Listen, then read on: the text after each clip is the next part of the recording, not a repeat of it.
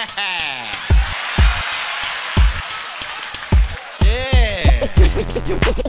You wanna press? Hello everybody! Ah, that's more like it. We've got paints falling off everywhere. That tidy desk didn't stay tidy for long, did it, guys? But oh well, anyway. So, guys, hello and welcome to another hobby tip. Well, this, again, isn't a hobby tip. As you guys read by the title, this is, in fact, a product review. And this product review is of this. That's right, it's a flat pack wardrobe from IKEA. Well, not precisely. It is actually from Wargame-Model-Mods, the creators of absolutely awesome terrain. That's right, guys. I'm actually featuring a terrain piece on this video, which is absolutely fantastic. It's great news because I don't normally do a lot of terrain, mainly because I don't have a place to store it. But sees me and me and Emma, we started playing a few 40k games and stuff like that. I thought, hey, let's get our own terrain, let's get our own scenery pieces. But anyway, so this scenery piece, what I have a this is what it's supposed to look like. It is well, it's going to be just a futuristic supply base. However, it's going to now be my Imperial supply base. And who knows if it's going to look like that when I've actually built it. I'm not entirely sure. But what else have I got with this? I've also got these, which are a set of barricades. I'm going to build them as well because we need some stuff to hide behind, obviously. But anyway, guys, first, a little bit about Wargame-Model-Mods. First thing, as you probably guessed, it's laser cut MDF, which is absolutely fantastic. So this does have a bit of a warning with it. Fucking hell. If you don't like the smell of burnt MDF, because it is laser cut after all, you might not like this bit of terrain.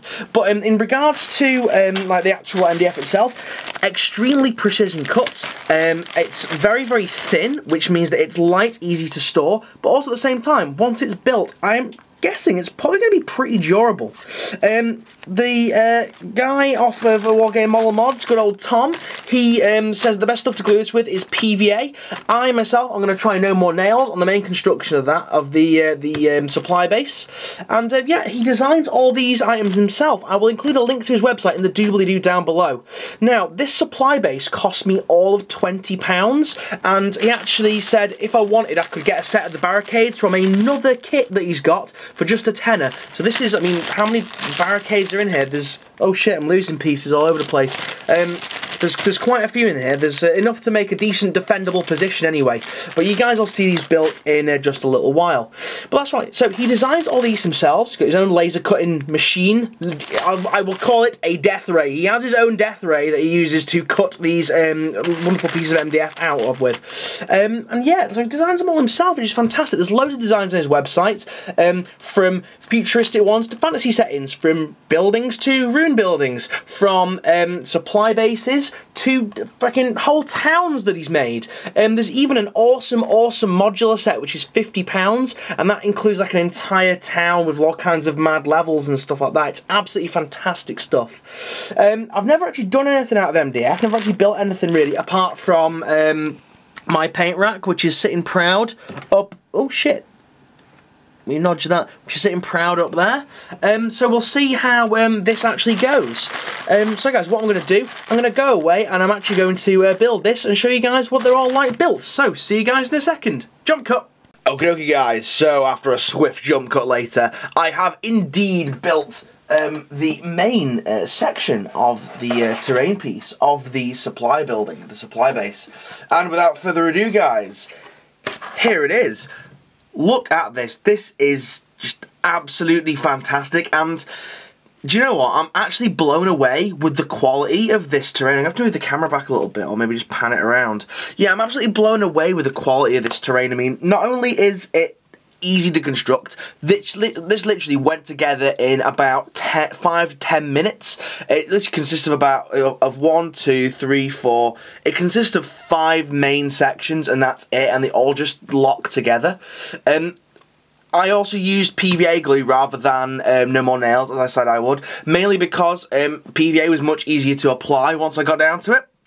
But just absolutely fantastic. I mean, even the top part, I mean, you could use this as just a helipad pad if you want.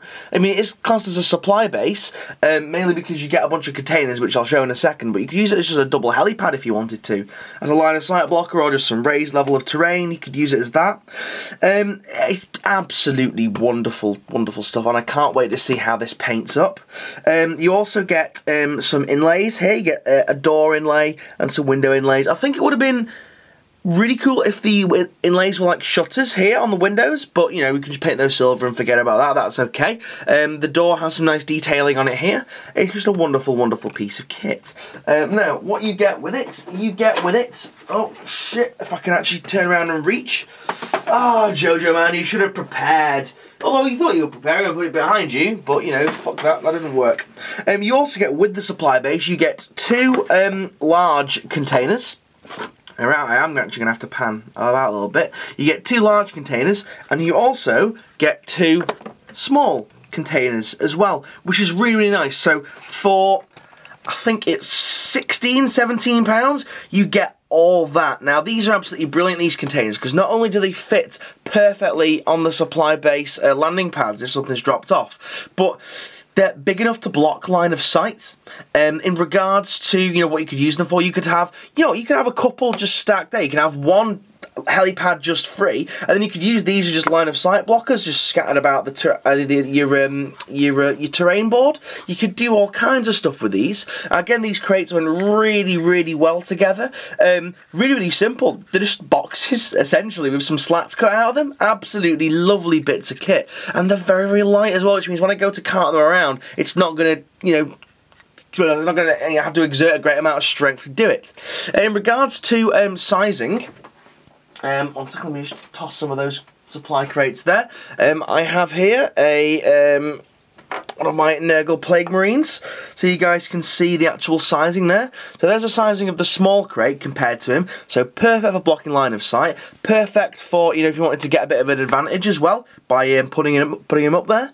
You know, if you wanted to maybe stack him differently, you know, you could do all that. The terrain piece itself is actually really, really nice size, really, really well suited for 28mm scale.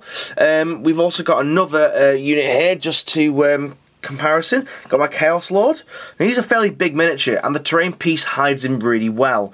Same goes for the actual storage containers. And then if you want in a even larger model than that, we've got a Chaos Spawn there. Now again, blocks line of sight for him perfectly, and no one can see him. It's absolutely lovely, lovely stuff. Now, I also got some other things with the supply base, so I'm actually going to take it down. Oh, in fact, you know what I'm going to do, guys? I'm going to show you the underneath of it on the other side. So that's the front of it with the doors, and that's just the back of it there. So not very much detailing on the back of it, but still a lovely piece of terrain. Underneath, as you can see, it's completely hollow, so if you wanted to put miniatures inside it, you could do. The windows are actually optional as well. As you can see there, they're just little squares of MDF just glued over them. So you could have them open if you wanted to. So if you wanted to house guys inside, to use this as a fortification or a fortified building, again, you could do. But we're going to get those out of the way, because the next thing I've actually got to look at is the barricades which I got. Now, as I said before, these are actually taken out of another kit of his. He doesn't sell these separately. Oh, however, he does sell the storage container separately as well, which is, again, really, really cool. I'll be probably picking up another set of these once I paint them up. But yeah, so we've got the barricades. In the barricade set, you get, how many large ones? You get 1, 2, 3... 4 large sets of barricades. I think you get 4 of each, actually. 4 large ones. 1, 2, 3, 4 medium ones. So let's just slide those up there. So 1, 2, 3, 4. And I think you get 1. I've not built some of these yet. 2, 3, 4, 5, 6, 7. And you get 8 small ones. Now the small ones just look like this, and they're just little gap fillers, and again, so simple to go together. They literally take no brain power at all to work out how these go. If you want to compare these to a miniature, let's use just some of the let's take one of each. Oh shit, butterfingers. Let's take one of each.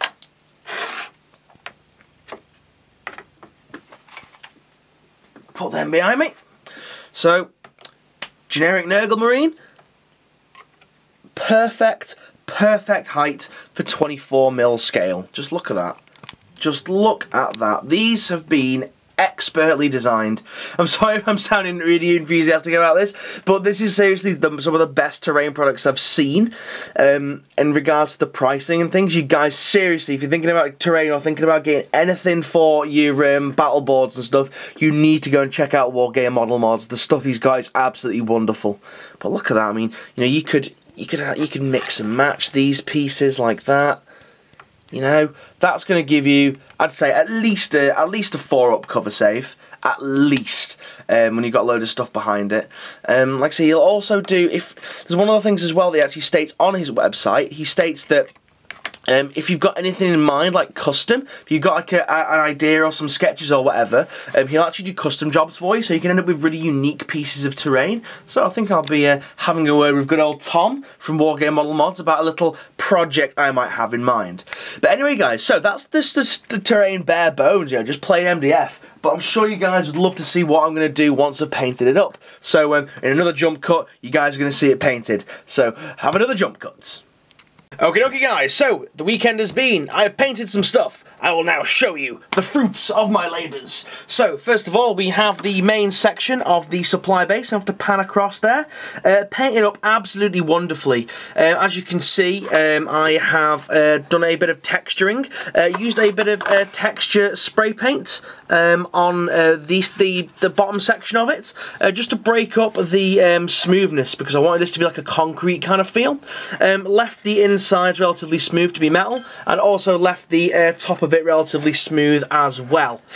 Couple of things that I'll just let people know about this. This is MDF, of course. Now we all know what happens when MDF gets wet. MDF tends to warp and tends to go all funny and really soggy. I primed this with regular the Games Workshop Chaos Black spray. Then I use an airbrush to apply some metallics to this as well.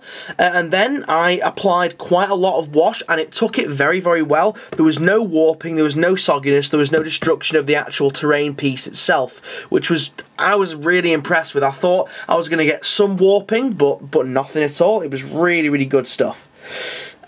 Also, I've done some of the supply crates. I only managed to do 2 because I actually had complications with my airbrush. But as you can see, we've got some rust effects on there. We've got some chipped paint effects. A really old school chipped paint effect. I'll probably put that in a separate hobby tips video, how to do that one, in case you're not aware. And there's the smaller one. Like I say, complications with my airbrush, and it didn't really... well, put it this way, my airbrush doesn't like metallics going through it, apparently. Me and Moggy spent quite a while doing it, and also me and the old Spud Tate had to have a bit of a go to try and sort it as well. But yeah, it turns out that the Sotar 2020 airbrush doesn't actually like the gunmetal metallics. But anyway, on with the actual rest of the piece of terrain.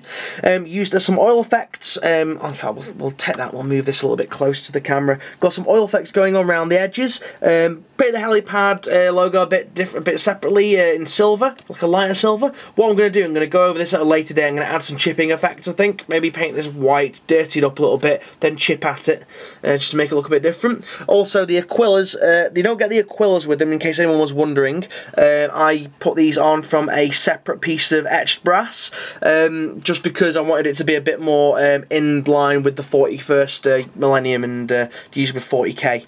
As you can see, use some more lovely oil effects. You can see it just glistening there.